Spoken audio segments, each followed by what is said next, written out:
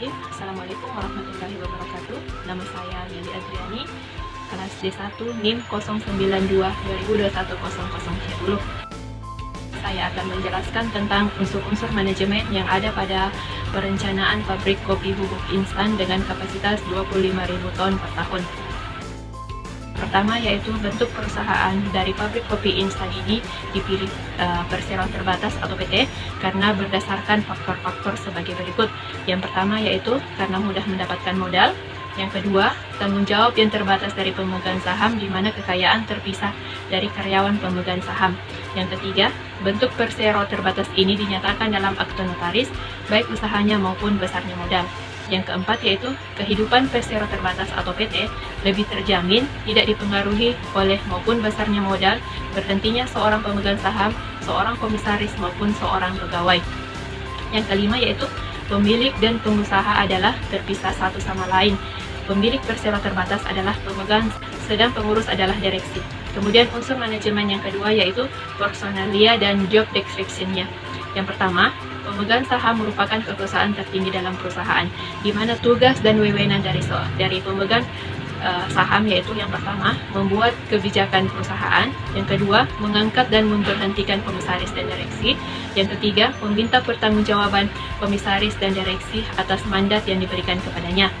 Yang kedua, Dewan Komisaris.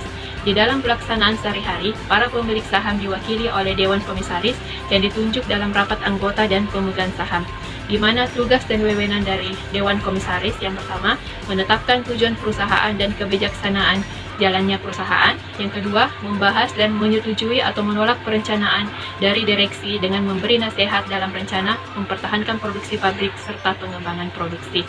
Kemudian yang ketiga yaitu Dewan Direksi, di mana Dewan Direksi ini merupakan pimpinan tertinggi di dalam perusahaan, di mana kekuasaan direksi sebagai pemimpin tertinggi meliputi yang pertama, menentukan kebijaksanaan perusahaan, yang kedua, mengurus dan mengawasi kekayaan perusahaan, yang ketiga, menetapkan tata tertib dan cara menjalankan perusahaan, yang keempat, mempertahankan lajunya perusahaan dan berusaha memperbesar produksi dan penjualan.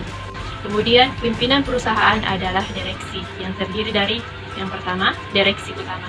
Di dalam hal menjalankan tugasnya dibantu oleh Direktur Produksi dan Teknik serta Direktur Administrasi dan Keuangan, di mana tugas dan tanggung jawab dari direksi utama kepada Dewan Komisaris adalah yang pertama, menentukan kebijaksanaan dan tata tertib perusahaan, yang kedua, mengawasi dan meneliti agar perusahaan berjalan lancar dan sesuai dengan rencana dan masa depan perusahaan. Yang ketiga, membuat laporan berkala dan mengerjakan persoalan yang harus diputuskan oleh pemegang saham. Kemudian yang kedua yaitu Direktur Teknik dan Produksi, di mana Direktur Teknik dan Produksi bertugas menjaga kelancaran operasi peralatan dan perawatannya, menjaga kualitas dan kuantitas dalam proses produksi, perencanaan jadwal produksi dan penyediaan sarana produksi. Kemudian Direktur Administrasi dan Keuangan, di mana Direktur Administrasi dan Keuangan bertanggung jawab pada Direktur Utama dalam hal yang pertama, mengatur penggunaan uang perusahaan, yang kedua, bertanggung jawab atas pemasukan dan pengeluaran uang, yang ketiga, mengadakan pengawasan terhadap pelaksanaan pembinaan pegawai serta kesejahteraan keluarga. Kemudian berikutnya yaitu staf ahli, di mana staf ahli bertugas bertanggung jawab langsung kepada Direktur Utama, yang kedua, melaksanakan penelitian dan pengembangan terhadap produksi, yang ketiga, mengadakan evaluasi di bidang teknik dan ekonomi. Unsur manajemen yang ketiga yaitu status karyawan dan sistem upah, di mana pada pabrik bubuk instan ini, status karyawan itu dapat digolongkan sebagai berikut. Yang pertama yaitu karyawan tetap. Karyawan tetap adalah karyawan yang dapat diangkat sebagai karyawan tetap perusahaan berdasarkan surat keputusan direktur. Pembayaran upah didasarkan atas upah bulanan dan mendapat hak penuh atas tunjangan-tunjangan dan jaminan sosial yang diberikan oleh perusahaan. Kemudian yang kedua yaitu karyawan harian. Karyawan harian adalah yang masih menjalani masa kerja percobaan paling lama 3 bulan, diterima atas pengajuan kepala yang dibawahinya. Pembayaran upah berdasarkan atas upah bulanan, tetapi belum mendapatkan hak penuh atas tunjangan-tunjangan dan jaminan sosial yang diberikan oleh perusahaan.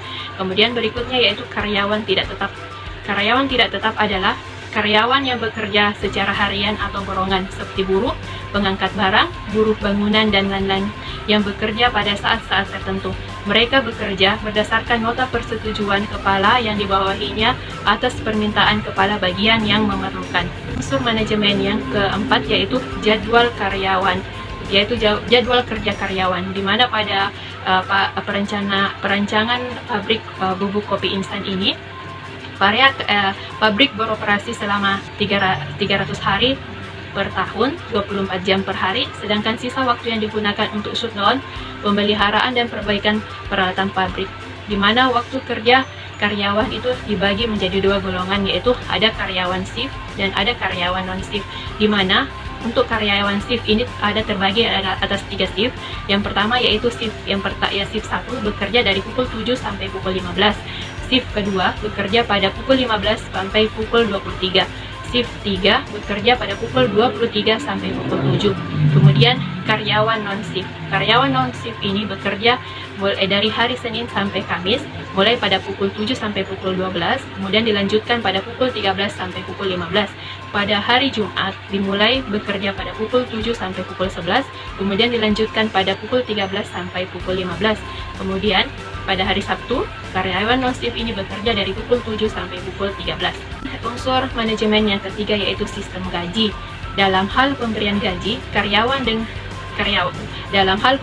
karyawan dengan mempertimbangkan hal-hal sebagai berikut.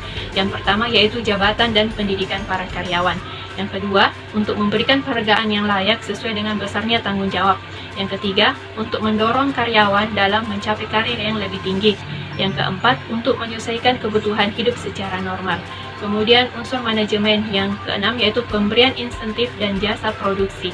Insentif diberikan tiap bulan kalau perusahaan mendapat keuntungan sesuai dengan rencana anggaran belanja perusahaan. Besarnya tergantung pada jabatan dan keaktifan karyawan. Kemudian yang kedua, insentif ini bersifat sebagai pendorong semangat kerja para karyawan. Yang ketiga, jasa produksi diberikan setiap akhir bulan apabila perusahaan mendapat keuntungan. Kemudian unsur manajemen yang ketujuh yaitu kesejahteraan karyawan, di mana untuk kesejahteraan karyawan ini setiap karyawan mendapat jatah pakaian kerja 2 setel per tahun. Setiap karyawan mendapat makan 1 kali per shift. Kemudian tunjangan jabatan, mendapatkan tunjangan beras bagi karyawan yang sudah berkeluarga. Kemudian direktur utama, direktur produksi atau teknik, direktur Phoenix dan kepala bagian mendapat mobil dinas. Kemudian kepala seksi mendapat sepeda motor dinas.